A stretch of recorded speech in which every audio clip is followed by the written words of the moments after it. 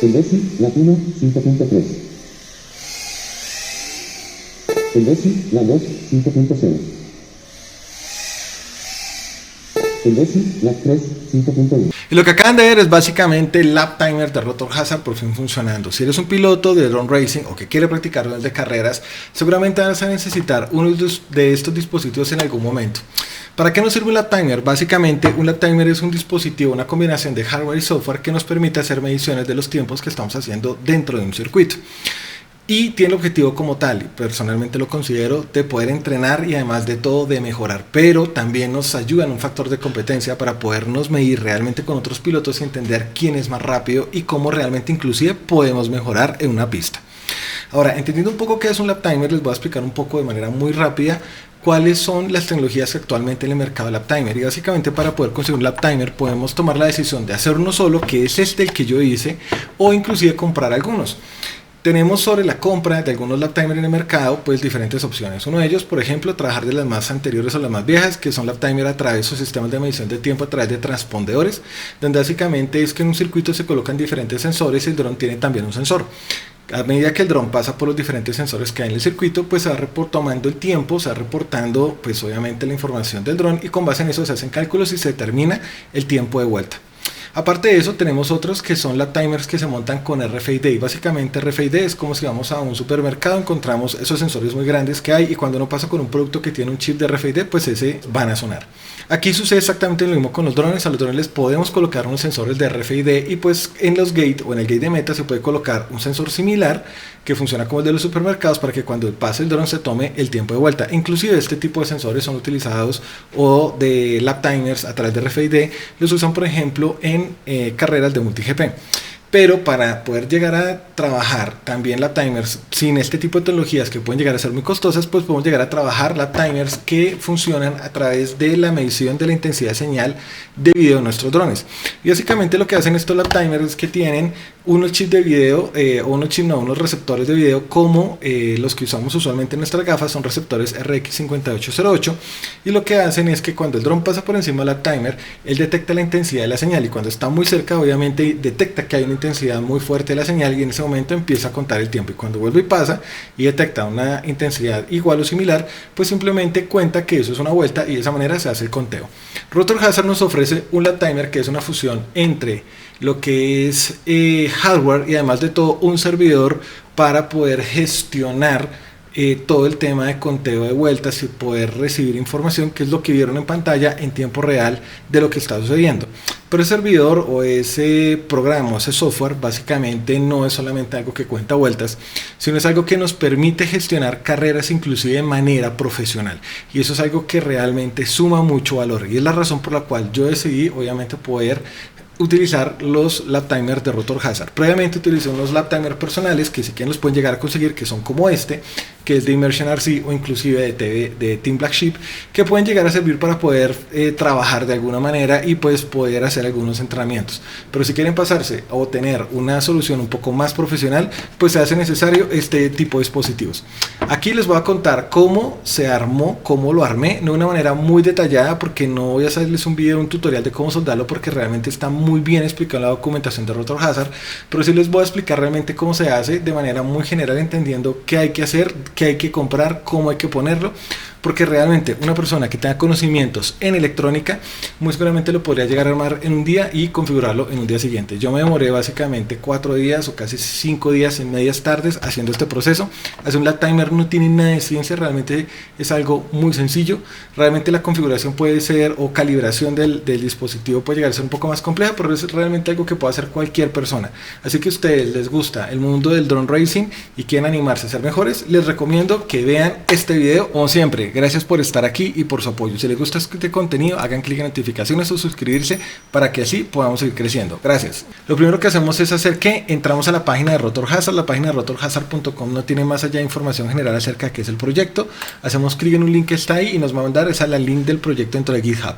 Dentro de GitHub vamos a movernos hacia la parte inferior. Obviamente en la parte de arriba nos va a estar contando qué es el proyecto y vamos a encontrar una sección de documentación. En este pequeño bloque es donde nos vamos a poder dirigir a las diferentes secciones para poder armar el Rotor Hazard y entender qué parte necesitamos comprar.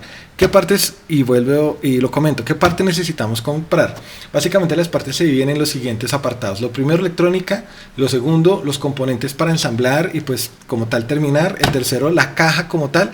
Y obviamente lo cuarto serían los temas de software. Entonces les voy a comentar rápidamente cómo es esto. Lo primero, ¿qué partes necesitamos para comprarlo? Entonces vamos a la sección de documentación, vamos a la parte de Build Resource. Y en la parte de Build Resource vamos a entrar a la sección del S32BPIL PCB, que ese es esta versión. Las otras que vieron en la parte inferior pues son versiones anteriores. Aquí nos muestra como tal una imagen de cómo se va a quedar armado, nos da una información acerca de qué hay que colocar, qué hay que comprar, qué tipos de componentes, y si bajamos a la parte inferior pues vamos a encontrar como tal todos los links que nos interesan. Lo primero son los archivos Herbert Files, que son básicamente los archivos que vamos a necesitar para descargar y mandárselos a un fabricante que nos hagan las PCB, tanto de estos como de los nodos de donde han montado los receptores de video RX5808. Esos receptores de video, pues en el caso particular de Colombia no se consiguieron tan fácil, los tuve que conseguir en AliExpress y realmente son algo económicos, $6 o $5 pueden llegar a costar. Ahora, si bajamos un poco más vamos a encontrar una sección que se llama lista de materiales. Cuando hacemos clic lo tenemos en diferentes formatos, pues aquí nos sale la lista de todo lo que es electrónica que necesitamos. Es simplemente ir a comprar y con eso pues ya tenemos todas las partes. Ya tendríamos PCB, tendríamos listas de materiales de electrónica y el tema es cómo lo montamos. Entonces si nos vamos por un poco para la parte de arriba, aquí vamos a encontrar la guía de armado. Y aquí lo que nos dice es parte por parte que tenemos que soldar. Entonces realmente, como se van a dar cuenta, es algo muy sencillo de hacer. Nos indica aquí coloque una resistencia a esto, aquí coloquen otro, colóquelo de esta manera, solden así. Esto realmente viene muy bien explicado, realmente es algo muy sencillo de hacer. Nos das fotos punto a punto para entender cómo se tiene que soldar. Y con eso pues simplemente vamos a pasar esto. Tiempo de soldado, realmente yo considero que después de haberlo hecho la primera vez, obviamente, probablemente soldando esto uno sería demorar tal vez 2 o 3 horas y ya debería tenerlo uno listo para poderlo correr. Ahora, después de haber soldado y haber armado, ¿qué tenemos que hacer? Pues configurarlo. ¿Y cómo se configura? Pues básicamente lo que hacemos es que nos vamos a la página principal y vamos a la sección de documentación. En documentación, aquí vamos a encontrar un link que se llama Doc Software Setup. Cuando hacemos clic en este link nos sale el paso a paso de cómo tenemos que instalar en nuestro Raspberry Pi el servidor de Rotor Hazard. Recordemos que un lap timer no solamente es hardware, sino también es software. ¿Por qué? Porque una cosa es que tenemos algo que nos está haciendo la medición de la información de intensidad de señal, y otra que coge esa información y lo monta y lo va pasando a un sistema donde realmente nos va contando las vueltas. Rotor Hazard como tal, o el uptime de Rotor Hazard, no es solamente un contador de vueltas, como tal es un sistema que nos permite administrar carreras, entrenamientos y llevar todo un histórico de todo lo que vamos haciendo a través de lo que hacemos con carreras de drones. Entonces como tal, pensemos en que realmente vamos a tener con esto montado un sistema muy profesional para poder inclusive gestionar carreras con nuestros amigos. Entonces, ¿qué hacemos acá? Hay que seguir simplemente el paso a paso leyéndolo uno a uno. No hay que desviarse de eso. Yo lo hice de esa manera, de por sí me comí un paso y ahí la embarré. Tuve que devolverme, pero simplemente lo pude hacer de una manera muy sencilla y con eso pues configuré el servidor de Rotor Hazard básicamente en 2 horas. Realmente es algo muy sencillo de hacer, no tiene muchos inconvenientes.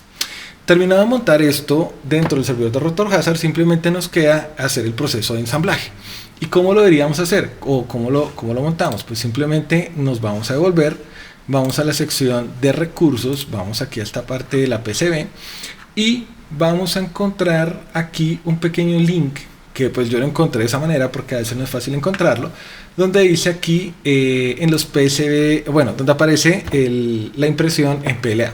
Dentro de la impresión de PLA nos sale este botón que nos dice, o este link que nos sale acerca del botón de apagado, y cuando hacemos clic en ese botón de apagado nos sale otro link que es el que nos dice cómo se ensambla.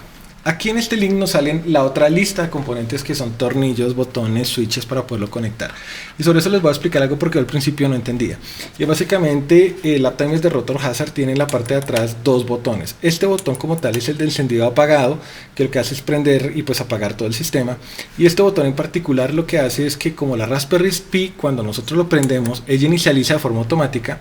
Con este, cuando la tenemos prendida y queremos apagarla de manera segura sin que se nos vaya a dañar, la mantenemos oprimida hasta que él pita. Cuando él pita, básicamente la Raspberry se apaga de manera segura y no se dañan los archivos de pronto en la SD, y ahí podemos apagarlo. Es básicamente el funcionamiento de estos botones, que al principio tampoco entendía para qué eran, pero pues después obviamente de ver un par de videos pues entendí cómo es.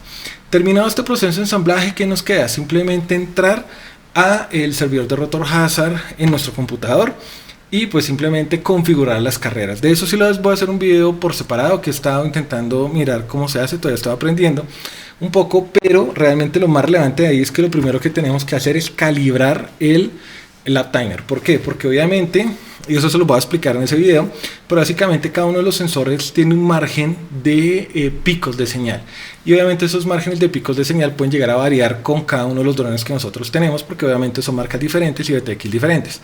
Significa que cuando el pico de señal está dentro del margen que nosotros lo indiquemos, Rotor Hazard interpreta que ese es un pico válido para entender que está haciendo una vuelta, y en ese sentido empieza a hacer los conteos de vuelta. Es un proceso que realmente hay que hacer para entender cómo se va ajustando la calibración de cada uno de los nodos del RX 5808. Y es básicamente eso. Una navegación muy sencilla por la página. Como se dan cuenta, realmente es algo muy sencillo de hacer. Si quieren hacer drone racing y están animados a hacer carreras y a mejorar y aprender y como tal a competir, seguramente se pueden hacer uno de estos. No es algo muy costoso para hacer, pero realmente es algo inclusive muy divertido para trabajar. Aquí lo que están viendo básicamente son las PCB que se mandan a imprimir. Las que ven pequeñas son las que son para montar los RX 5808, y las grandes pues es para montar toda la electrónica. Cuando usualmente vamos a comprar esto, nos van a vender casi paquetes por 5, entonces pues solamente vamos a tener de sobra por si alguna no la tiramos. Pero realmente esto es lo que vamos a tener que traer específicamente y que vamos a tener que mandar a imprimir o fabricar. Vemos ya cómo quedó el montaje después de que puse obviamente todas las partes, pero si se dan cuenta es algo muy sencillo. Lo que vamos a encontrar hacia la derecha es básicamente el tema de voltaje y el buzzer. Ahí por ejemplo yo cometí un error al principio, y es que puse el LED directamente en la board y realmente lo tenía que sacar con un socket. Pero si nos damos cuenta, básicamente todo se monta sobre la board con socket que se pegan a la board, y obviamente lo que hacemos es que colocamos los diferentes componentes con socket macho sobre los socket hembra que se pone en la board para poder quitar y poner sin problema. Aquí vemos un regulador de 6S, que es ese pequeño que se ve cableado en rojo. El otro que se ve más grande es un regulador que pues no encontré más pequeño, de 3 voltios. Y lo otro pues simplemente van a ser resistencias, el buzzer y pues obviamente los RX 5808, que en mi caso particular cometí un error al principio y realmente era al revés. O sea, si los ven ahí están mirando hacia la izquierda la parte metálica, pero realmente tiene que ser hacia la derecha.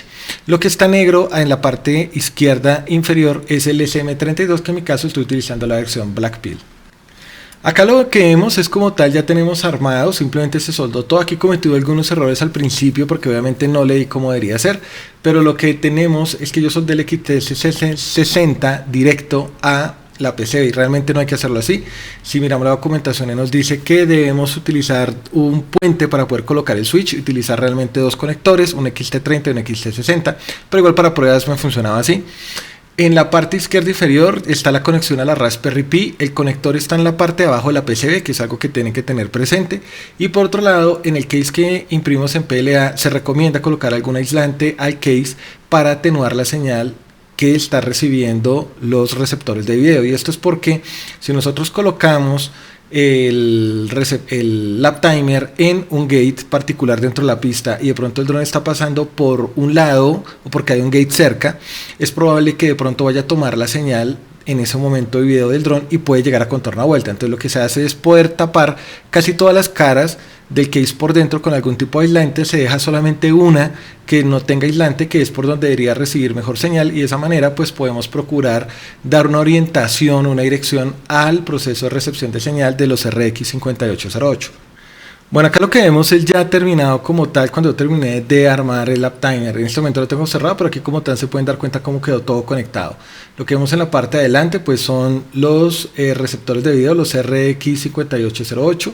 Todo lo que está en la parte de abajo es la electrónica que está montada sobre los sockets, que como les comento es algo de quitar y poner muy sencillo. Lo único que está soldado directo realmente es el buzzer. Lo que ven que ilumina y titila es el SMT32. Eso simplemente es montarlo sobre los sockets que se soldan a la board y no hay que hacerle nada más, salvo en mi caso que tuve que hacer una soldada adicional, y pues obviamente los ventiladores.